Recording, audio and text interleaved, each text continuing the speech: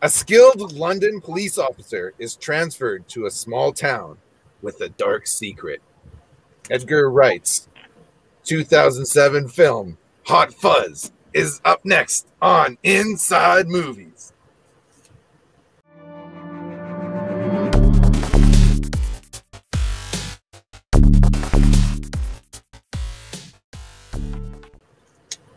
Hey guys, welcome to Inside Movies. I'm George Michail. I'm joined by writer and illustrator GMB CHOMICHUK and novelist Andrew Buckley. Today we're talking about Hot Fuzz. Before we do any of that, George, illustrious host and video purveyor, I would love it if you would tell some of our viewers about some of the stuff you've been working on lately, because I think you deserve it. Thank you, Craig. That's very sweet of you. My first series released by a comic book publisher is called Resilient, and it's in local comic book shops right now. It's about a judo teacher, and she loses her arms in a demining accident in Cambodia, and she comes to grips with who she is and what her situation is in life, and then she gets like these badass mechanical pink robot arms, and she can like kick ass, and she's got a katana, and her husband's a soldier, and then his like military past catches up with them, and she's got to go rescue her man. It's lots of action and cursing and violence, lots of violence. And I hope you'll go into your local comic book store and ask them to bring in Resilient from Absolute Comics. It's in stores right now. All of that enthusiasm shows up on the page, ladies and gentlemen, so go get yourself a copy of Resilient. Thank you. But let's talk Hot Fuzz, because this movie is a lot of fun. It's from Edgar Wright, who's one of my favorite directors. And let's get into the good. What did you guys like about this movie? There's so many good things about this movie. I can't even, I have a list of so many. Let's just start right now with Easter eggs and references to other action.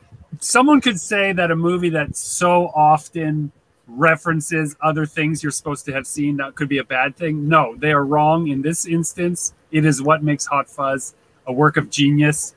It's literally a sexy love poem to action movies, and there are just references through all of it, everywhere. I can't even. Should I start? Should I make it? Should I say some of them? You should. Like the Enforcer DVD, which is in one scene, the Point Break shooting at the sky, the Bad Boys references, the Super Cop references. My God, there's so many. And these are just what Wicker Man, the Wicker Man stuff. Cop moves to a small town and the cult is like everyone. The slow motion helicopter going over top of the both of them from Bad Boys 2. Everything that's too much, everything that is too much in every other action movie is in this movie on purpose. Right from the beginning there with the montage of how great Nicholas Angel is, and his arrest rate is 400% more than the rest of the squad, and he's expert, and then it gets into silliness where he's doing fencing and things like this too, and just all the quick cuts, and it's just so fun. It's like candy. It's like popcorn that just goes down boom, boom, boom, boom, boom, because it's so much fun, and it's just rapid fire, just keeps on coming at you. It's like British directors of the 90s and early 2000s had that thing, Guy Ritchie did it and Edgar Wright does it, where they move the plot along by doing those really snappy montage pieces. And it's really effective. In my brain, I was when I started watching it, because again, I saw this years ago and I didn't remember much of it. But when I started seeing those shots, I'm oh, that's kind of like Guy Ritchie. I'm no, that's actually Edgar Wright, because he does that in Shaun of the Dead as well, and he did it in World's End. But I'm too much of that's going to get annoying. And it never was. It was amazing. Every single time it happened. It was used to wonderful comedic effect every single time. It's such a gross movie to have, the gross so effects gross. are so gross. To have that light tone and also just the worst gore. The gore is actually so shocking that it's actually funny. This is what I was feeling. It's almost like Monty Python level, where it's the camera doesn't leave it. You get to see Timothy Dalton church through his face, and he's I'll get me some ice cream or whatever. And it's so awful. And the photographer who gets the thing dropped into him, like, I was sitting there eating popcorn and I stopped midway because I totally didn't remember that part. I was like, holy shit. That was just absolutely stunning. The dude has like part of a steeple in his body upside down. It was fucked up in a good way. When I first saw that movie, it was with my then girlfriend, now wife, and she said, I think this movie is a test of how broken you are as a human being. And I was like, well, what do you mean? She's like, everything you find funny, I find stupid or awful because I haven't seen those movies and all this stuff is gross and dumb, right?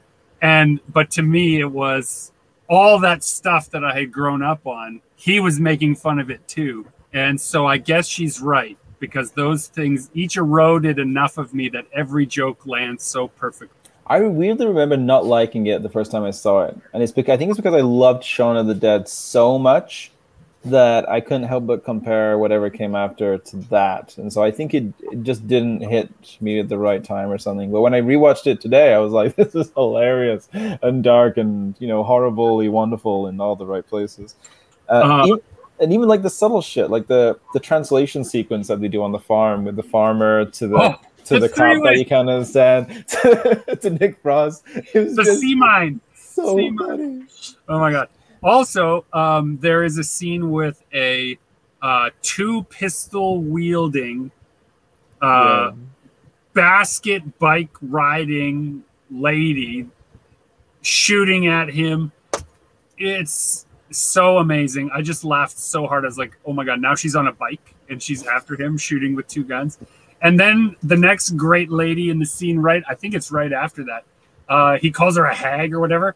She has this like updo, and every time the gun fires, her updo quivers, just quivers so furiously that you know it's part of the production design, right? And totally. So many visual gags and visual jokes and so much great stuff. Oh the swan was so great. It was just a random throwaway that they had to find a swan that kept popping up all the way through, and like, you know, stuff. And that's what takes out the dad. Yeah, stuff to the dad at the end.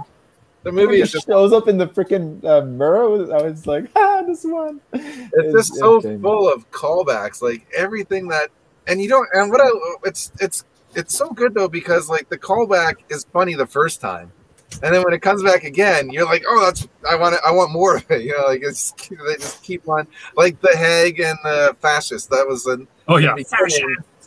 Yeah, and even the landmine at the very end, or the whatever kind of mine that is.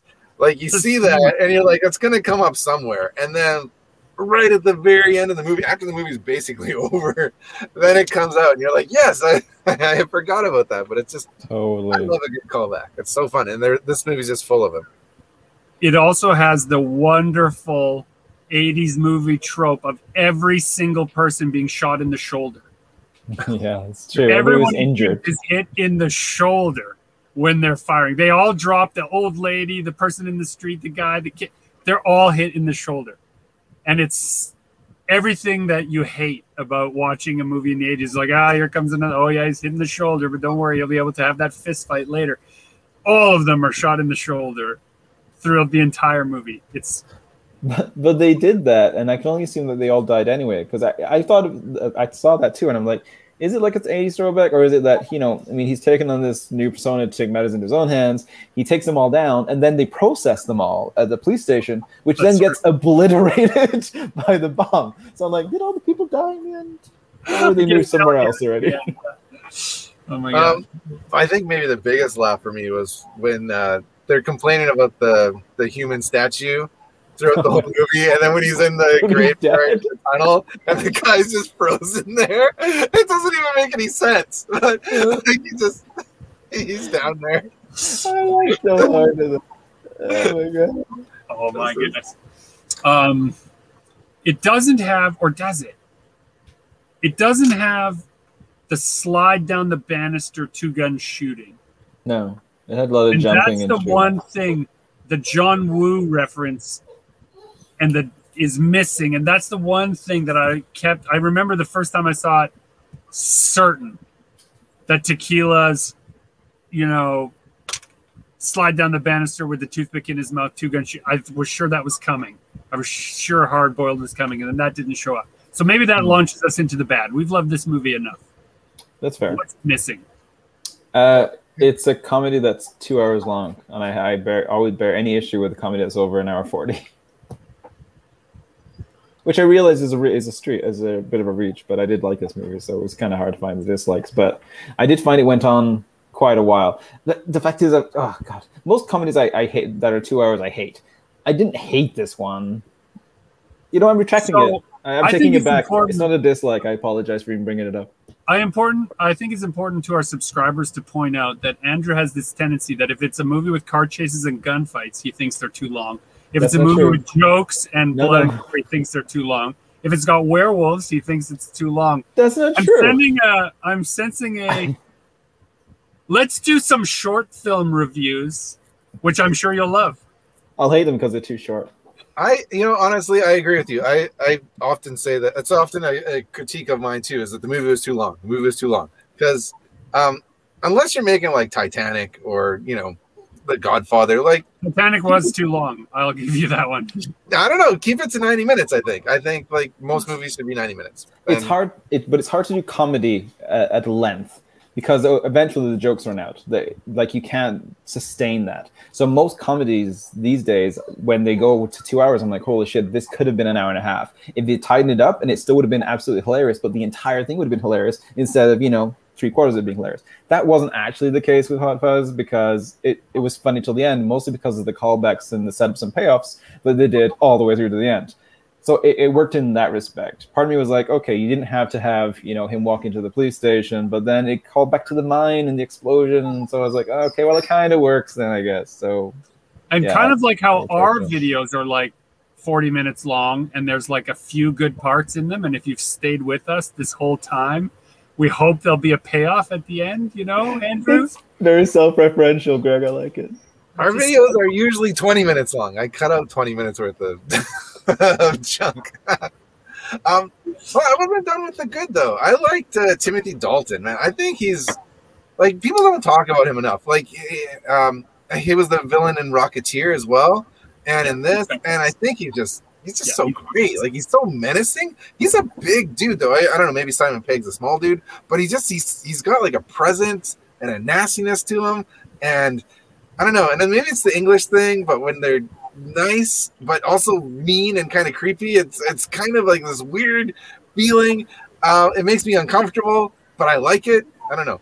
I like Timothy Dalton. He went on record saying this was the most fun he'd ever had making any movie ever. I could only imagine that because like he finally got to do a movie that wasn't trying to be serious, even though it was silly. Like all the Bond movies were silly, but trying to be serious. That's true. I guess it was the opposite. Yeah. Yeah. Another thing that's on the good side for me is all the running and the chasing. I love Point Break. We got to do it one day on here. And this movie is full of references to it. And, Point Break has probably the greatest foot chase ever on screen. And this movie tries hard to kind of recapture that energy. And I appreciate that Simon Pegg was definitely like running some miles getting ready to film this thing. I didn't have any other bad parts to this. I mean, at one point I wrote down that I didn't really like Simon Pegg in kind of a semi-serious role, but then that was after like 10 minutes I wrote that note, and after 15 minutes I deleted it because I was like, no, it's really good actually. I take it back. My one like bad, I mean, there's a few things you could nitpick, but one of the things, they were being so referential of so many genres and movie moments that when they finally do the kaiju fight at the end of the two of them in the little version of the town, and they even have like, it sounds like monster noises that are going on in the background. Like the sound design is making it like a kaiju fight on one of those old movie sets. And they didn't lean into that. I felt like there was a place for one or two of those jokes that were totally left out. But maybe I'm too big of a nerd. I feel like this movie could have benefited from a bigger budget. I think that because I like watching it, I wanted a little bit more action and a little bit more like it is decent on its action, but it's not like as good as the movies that it's referencing. And I think it could have been that good, but I think maybe the budget was a little bit small for it. Yeah, like if there had been a stunt coordinator if they had hired one of the stunt coordinators from those other action movies that they were referencing, they could have done some even more spectacular stuff. But none of those two actors are not particularly physical actors. So no, it's true. Right. They came off pretty well, considering. He did. They really did. Yeah. Especially Simon Pegg. Yeah, I think so. It's hard to poke fun at a parody movie. It is. It's true. It doesn't make. I don't know how many notes I wrote and then delete. Like, no, that's not true. Right? Because a parody in and of itself is already saying, like, yeah, we know this is silly, but come on, it's also funny. Yeah. So there's a lot of that. Yeah. I like this. I miss parody movies, you know, like Naked Gun, and yeah, I even miss the scary movies, even though they weren't very good. But I liked having that genre around, and it just seems to have gone away. And this is a good one for sure. It's fun. I think the action is solid enough in it to recommend it as an action movie and as a comedy too. Yeah, with a warning that if you're watching with someone who likes comedies but doesn't like horror movies, there's some pretty sudden and graphic, horrific gore. There are. That's true. Like the kid does not turn away, so they cannot unsee that. The disabled guy who works in the store that says "Yar." You know, it's funny, but at the same time, I don't really like seeing disabled people portrayed like that as, like, you know, big mindless killers that'll just do what they're told. I didn't like that necessarily, but "Yar" is pretty funny instead of saying yes. And then when he has to say no, and he's not really scared, and he's like, "Nar," and he's like, and that works. I thought that was funny too. I don't know. Are we ready to give scores for Hot Fuzz? Hells yeah. I think so. All right.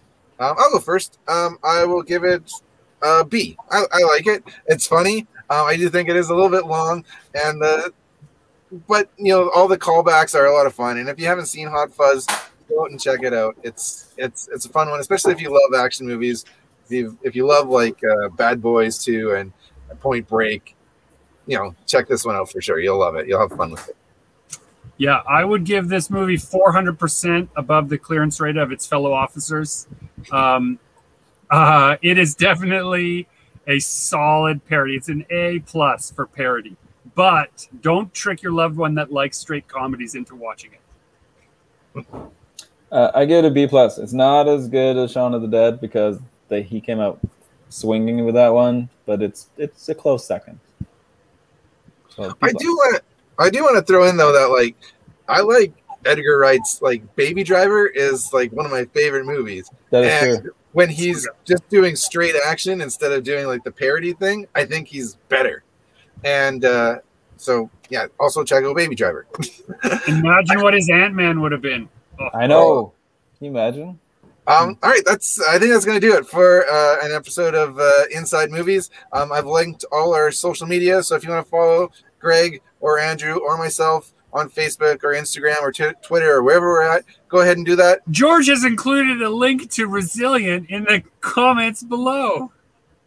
Yeah. So click on that and ask your local comic book store to bring in Resilient. That'd be great. We'll see you next time, guys. Peace.